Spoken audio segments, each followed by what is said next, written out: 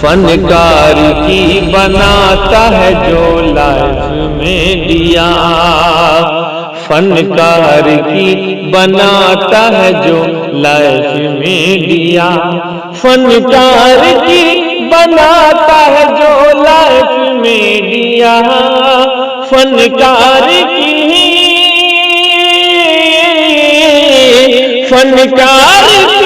بناتا ہے جو لائف میں دیا۔ عمران بھائی کا ہے وہ بس کیف میں دیا، عمران بھائی کا ہے وہ بس جی کیف میں دیا، کیف میں دیا، کیف میں دیا۔ السلام علیکم ورحمۃ اللہ۔ الحمدللہ وکفا والسلام علی عبادہ الذین اصطفیٰ، اما بعد۔ اس تاریخی اجلاس کے صدر باوقار، اسٹیج پہ رونق افروز بہار اسٹیج مدرسہ ایجوکیشن بورڈ کے سابق چیئرمین الحاج جناب ممتاز عالم صاحب، ہم سب کا علمی اور روحانی مرکز اور بہاری نہیں بلکہ کئی ریاستوں کا مرکزی ادارہ امارت شرعیہ کی فعال شخصیت حضرت مولانا مفتی اویسی احمد صاحب القاسمی دامت برکاتہم، دیگر علماء کرام، پردہ نشین خواتین حضرات، الحمدللہ اس تاریخی پروگرام میں بہت دیر سے ہوں۔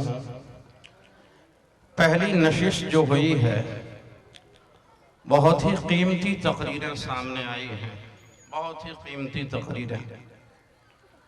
جہاں تک میں نے تقریریں سنی ہیں، ساری تقاریر تقریباً دو موضوع سے متعلق تھی۔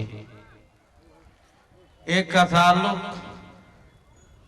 اخلاقیات سے اور دوسرے کا تعلق حالات حاضرہ سے۔ میں ایسے ذی استعداد مقررین کی تقریر کا خلاصہ بیان نہیں کر سکتا۔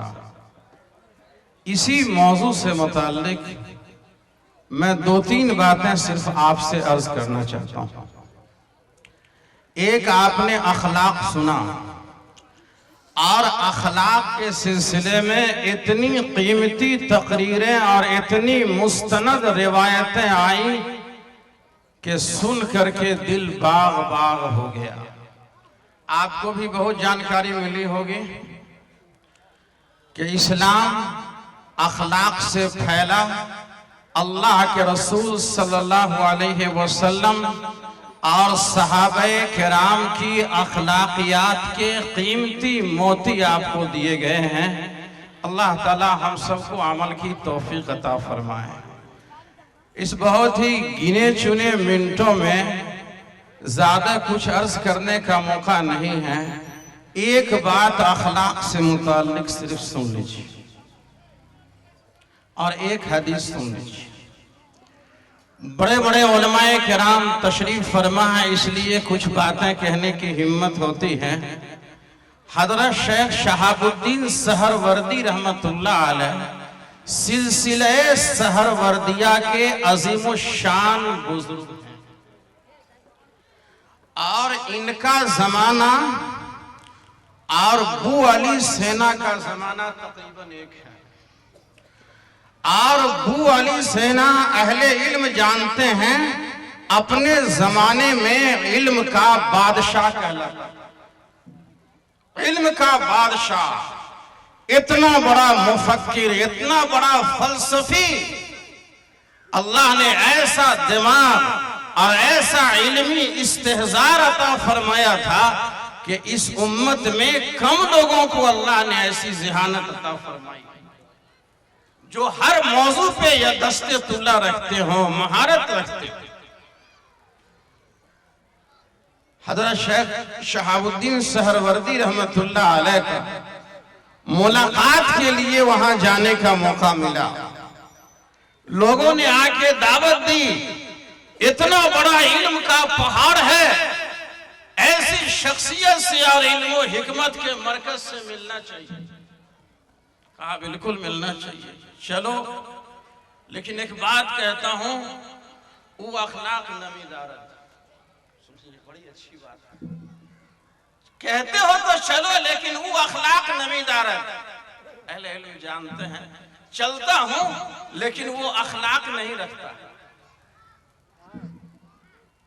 یہ اتنی جرأت سے اس لیے باتیں کہی جاتی ہیں تاکہ اہل علم سے اصلاح کی امید رہے.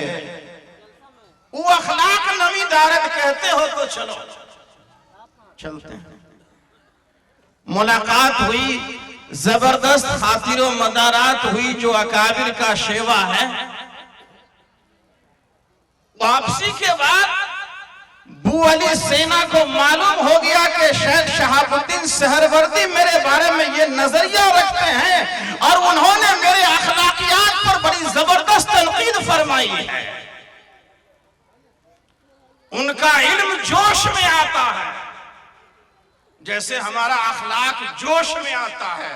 اے دشمن خدا تمہاری خیر نہیں ہے. ہم جوش میں آتے ہیں. اس ملک میں ہمارا دشمن کون ہے پتہ ہے؟ دنیا کا کتنا ہی خطرناک مریض ہو، کسی ڈاکٹر کا وہ دشمن نہیں ہوتا ہے. ڈاکٹر کی ہمدردی کا وہ مستحق ہوتا ہے. اگر ڈاکٹر مریض کو اپنا دشمن اگر سمجھے گا، دنیا کا نظام درہم برہم ہو جائے گا. میرے بھائیو، جن کو ہم نے دشمن سمجھا، ہماری بلند اخلاقی کے برتنے کا وہ مرکز ہیں، ہماری انسانیت کے استعمال کے وہ مرکز ہیں، نبوی اخلاق کے پہنچانے کا وہ مرکز. نبی صلی اللہ علیہ وسلم کا اخلاق صحابہ کرام تک نہیں تھا. جنگ بدر کے موقع سے مشرکین مکہ گرفتار کر کے لائے گئے، مسجد نبوی میں جکڑ کے باندھ دیے گئے. رات میں آرام فرمانے کے لیے جناب محمد رسول اللہ صلی اللہ علیہ وسلم اپنے بستر پہ تشریف لے گئے. بے چینی کے ساتھ کروٹ بدل رہے ہیں. ایک صحابی نے کہا اللہ کے رسول صلی اللہ علیہ وسلم کوئی ضرورت ہو تو فرمائیے، کیوں بے چینی ہے؟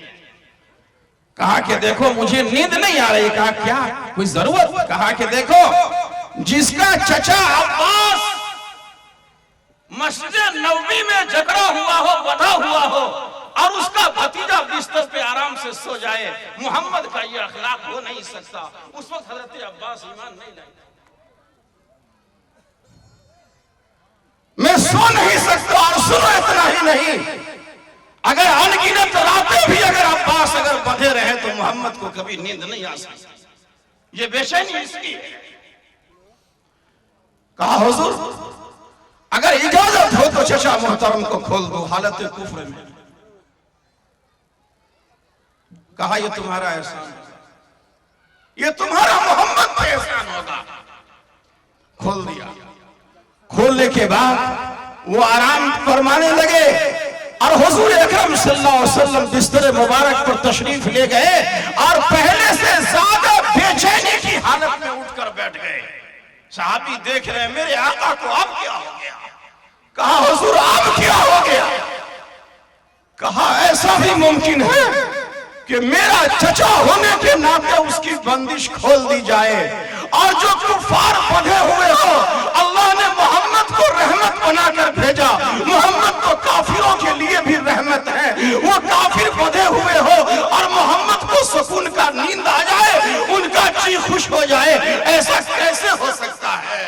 ایک نعرے پہ جی خوش اور نعرے تکبیر لگا. میرے بھائی حضور نے یہ اخلاق سکھلایا.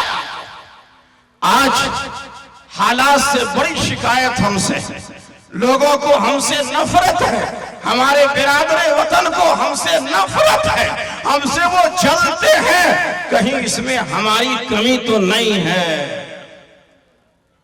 ہندوستان کی تاریخ کو پڑھیے، بڑے بڑے علم و حکمت یہاں جمع ہیں. اب پڑھیے جو نفرت ہمارے برادران وطن کو یہاں کے مشائخ سے ہونا چاہیے، یہاں کے ولیوں سے ہونا چاہیے، خواجہ اجمیری سے ہونا چاہیے، حضرت نظام الدین اولیاء رحمت اللہ علیہ سے ہونا چاہیے، وہ نفرت جو ہم سے ہے یہ نفرت ان سے ہونا چاہیے۔ آپ کو حیرت ہوگی مولانا یہ بات بول رہے ہیں ذرا جوش میں تو نہیں، میں ہوش میں بول رہا ہوں۔ کیوں ہونا چاہیے؟ اس لیے کہ یہ وہ اکابر ہیں۔ ایک بزرگ کی بات سن لیجئے، حضرت خواجہ اجمیری رحمت اللہ علیہ اس ملک میں ایسے صاحب ایمان، ایسے اللہ کے ولی ہیں کہ ان کے ہاتھ پر اس ملک کے برادران وطن کے 90 لاکھ لوگوں نے دھرم پریورتن کیا ہے۔ کتنے؟ 90 لاکھ لوگوں نے دھرم پریورتن کیا ہے۔ اے لوگوں، اجمیر اگر جانا ہوگا، نظام الدین اولیاء جانا ہوگا تو جس محبت سے مسلمان وہاں پہنچتے ہیں اسی عقیدت سے بولو غیر مسلم بھی پہنچتے ہیں کہ نہیں؟ یہ انصاف ہے کہ نہیں؟ حالانکہ ایک شخص نے کم سے کم 90 لاکھ لوگوں کا دھرم پریورتن کرایا۔ دھرم پریورتن ان کے نزدیک کتنا بڑا جرم ہے، اور ہم ہوں یا ہم جیسے بے شمار علماء ہوں یا مسلمان ہوں یا دائی ہو یا 4 مہینہ اور سال لگانے والا ہو، کسی ایک کے ہاتھ پر بھی دھرم پریورتن کا واقعہ بولو ہوا ہے؟ پھر ہم سے اتنی نفرت کیوں اور ان سے اتنی عقیدت دنیا سے جانے کے بعد کیوں ہے؟ وجہ اس کی یہ ہے کہ اللہ تبارک تعالیٰ نے اپنے نبی کی جو دعوت و امانت کی ذمہ داری ان کو دی تھی، انہوں نے اس کا حق ادا فرما دیا، اور اللہ تعالیٰ نے فرمایا کہ اس دین کے تقاضے کا جو حق ادا فرما دے گا سَيَجْعَلُ لَهُمُ الرَّحْمَنُ وُدًّا، اللہ تعالیٰ ساری کائنات میں اس کو محبوب بنا دے گا۔ وہ محبوب اس بنیاد پر بنے ہیں۔ میرے بھائی، ایک بات تو اخلاق سے متعلق آپ یہ سمجھئے، اخلاقیات دراصل کہتے کس کو ہیں؟ یہ نہیں ہے کہ اخلاقیات آپ نے سن لیا، بات وہ بتا رہا تھا جو شیخ شہاب الدین سہروردی رحمت اللہ علیہ وہاں سے ملاقات کر کے لوٹے ہیں۔ کن سے؟ بھائی صاحب ڈسٹرب مت کیجئے، مجھے 10 منٹ کا صرف ٹائم ہے میرے پاس، 15 منٹ بھی ہو جانا چاہیے۔ میرے بھائی، 6 روز کے بعد وہ علم کا اتنا ماہر انسان تھا، اخلاقیات کے موضوع پر 630 صفحہ کی کتاب لکھ کر کے وہ شیخ شہاب الدین سہروردی کی خدمت میں پیش کر کہا آپ کی یہ مجال، آپ کی یہ حیثیت کہ آپ نے ابو علی سینا جیسے علم و حکمت کے پہاڑ کو کہہ دیا اخلاق نمیدار ہے، اخلاق نہیں رکھتا ہے۔ یہ تو برجستہ میں نے قلم اٹھایا اور 630 صفحہ میں نے اخلاق کے موضوع پر کتاب لکھ دی۔ بولو، لے کے آئے، کہا جو تاثر فرمائے دوبارہ جلدی آکے مجھے کہو تاکہ فوراً میں قلم اٹھاؤں اور اس کے جواب میں 1260 صفحہ کی کتاب لکھ سکتا ہوں۔ کتاب لے کے جو پہنچے اخلاق کے موضوع پر 630 صفحہ کی کتاب جب دیکھا، شیخ شہاب الدین سہروردی رحمت اللہ علیہ مسکرائے اور کچھ دیر کے بعد الٹانے پلٹانے کے بعد زور سے ہنسے، اور انہوں نے ایک پرزہ لکھا۔ وہ پرزہ، تاکہ تقریر چھوٹی رہے، پرزہ میں کتنی بڑی تقریر آئی گی؟ 10 منٹ کا ٹائم ہے پرزہ کا۔ من نمی گویم کہ تو اخلاق نمی دارے، بلمی گویم کہ تو اخلاق نمی دانے۔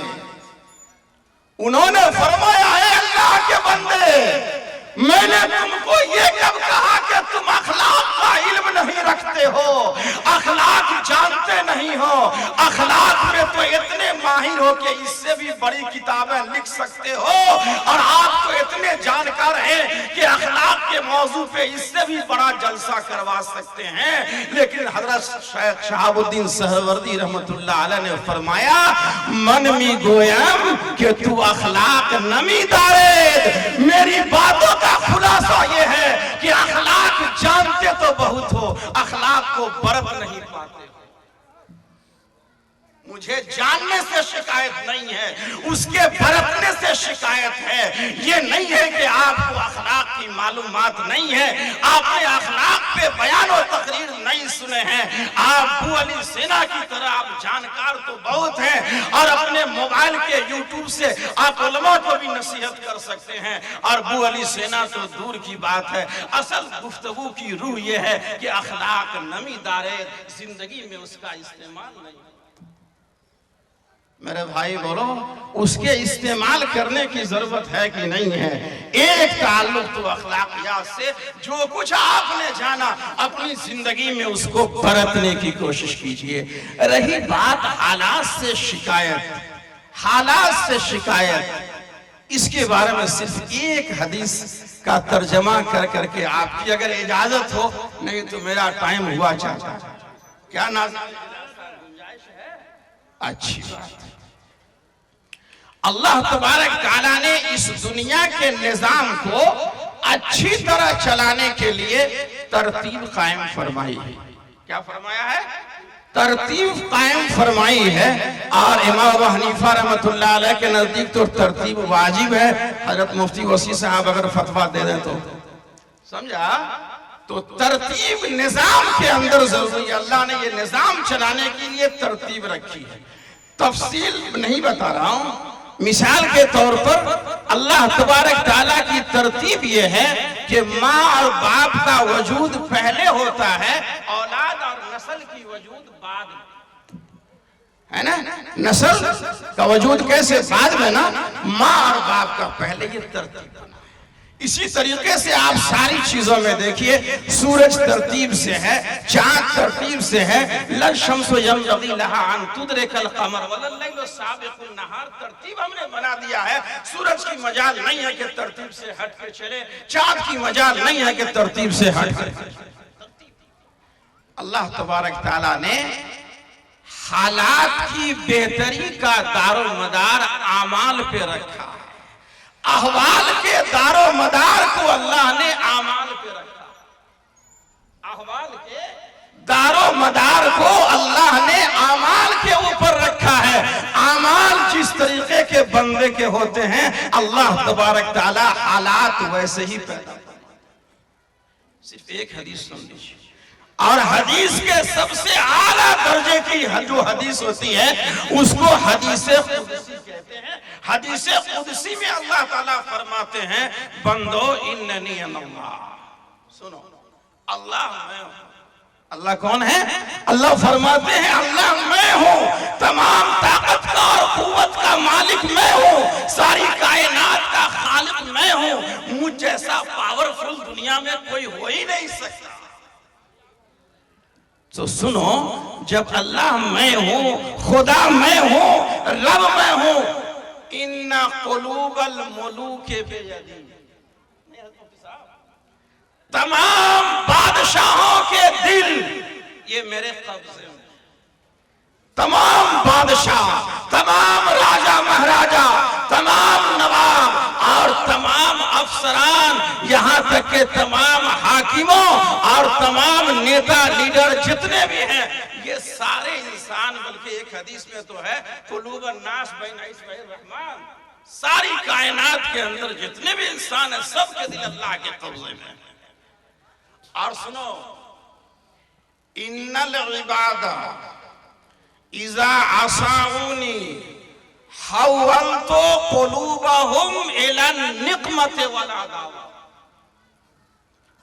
اذا عصونی کہ بندے جب میری نافرمانی کرتے ہیں، جب میرے احکام کو توڑتے ہیں، میرے نبی کے طریقے کو چھوڑتے ہیں اور نبی کے بتائے ہوئے راستے سے ہٹ کے زندگی گزارتے ہیں، ان العباد اذا عصونی، جب میری نافرمانی کرتے ہیں تو میں کیا کرتا ہوں؟ حولت قلوبہم بالنقمۃ والعداوہ، میں ان تمام بادشاہوں، تمام وزراؤں، تمام حاکموں، تمام منتریوں، تمام افسروں، یہاں تک کہ چپراسیوں کے دلوں میں بھی ایسی مخلوق اور ایسی قوم کی نفرت پیدا کر۔ اب وہ کیا کرتے ہیں؟ فَيَسُومُونَهُمْ سُوءَ الْعَذَابِ، اب طرح طرح کی وہ پلاننگ لاتے ہیں، کبھی وہ لو جہاد کی پلاننگ لاتے ہیں، کبھی تین طلاق کی پلاننگ لاتے ہیں، کبھی NRC کی پلاننگ لاتے ہیں، کبھی CAA کی پلاننگ لاتے ہیں، نہ جانے ایسی ایسی کتنی پلاننگیں لاتے ہیں اور اس قوم کے خلاف اس کا استعمال کرتے ہیں۔ ایک پہلو یہ ہے، اور یہی بندے اذا اطاعونی حولت قلوبہم الی الرحمت والرأفہ، کہ جب یہ میرے احکام پہ چلتے ہیں، میرے نبی کے کردار کو اپنی زندگی میں اتارتے ہیں، میرے نبی کے طریقے کو اپنی زندگی میں لاتے ہیں، تو میں ان تمام بادشاہوں اور حاکموں اور افسروں، ان تمام لوگوں کے دلوں میں ان بندوں کی ہمدردی پیدا کر دیتا ہوں۔ تو ہمدردی کیسے پیدا ہوتی ہے؟ یہ ہمارے اچھے اعمال کی بنیاد پر، اور ان کے دلوں میں ہماری نفرت کیسے پیدا ہوتی ہے؟ یہ ہماری بدعمالی کی وجہ سے۔ آگے اللہ تعالیٰ فرماتے ہیں، آخری جملہ ہے فَلَا تَدُعُ عَلَيْهِمْ، ان حالات میں تمہارا صرف قنوت نازلہ پڑھنا، صرف ان حاکموں کے لیے بد دعا کر دینا یہ کافی نہیں ہے، کیا کرو؟ ہمارے سامنے آ کر کے اعمال کو درست کرو، گناہوں سے توبہ کرو، اپنی زندگی کے رخ کو بدلو، آہوازاری کرو، میرے سامنے جھکو، میرے گھر کو آباد کرو۔ ان اعمال کو اگر تم سدھار لوگے اور اس کی اصلاح کر لوگے، لِكَيْ أَكْفِيَكُمْ، تو میں تمام پلانوں سے تمہارے لیے خود میں کافی ہو جاؤں گا، اور ان کے دلوں میں تمہاری محبت اور تمہاری ہمدردی پیدا کر۔ میرے بھائی، اللہ تعالیٰ کا نظام تو یہ ہے، اللہ تعالیٰ کی بتائی ہوئی ترتیب تو یہ ہے کہ اللہ اعمال کی برکت سے حالات کو بناتے ہیں، اور بدعمالی کی وجہ سے یہ حالات بگڑتے ہیں، اور حالات جب بگڑتے ہیں تو جو قوم اللہ کی نافرمانی کر رہی ہیں، جن کو نافرمانی نہیں کرنا چاہیے بلکہ اللہ کے احکام پر چل کر کے دوسروں کو ان احکام کی دعوت دینی چاہیے، یہ اگر اپنی ذمہ داری کو اگر بھول جاتی ہے تو اس قوم کے اوپر ہم یہ حالات پیدا کرتے ہیں۔ میرے بھائی، ہم سب کی ذمہ داری یہ ہے کہ انشاءاللہ الرحمن پہلے اعمال کو بدلیں گے، احوال اللہ تعالیٰ خود بدل دے گا۔ اللہ تعالیٰ ہم سب کو ان پیغام پہ عمل کی توفیق دے۔ وصلی اللہ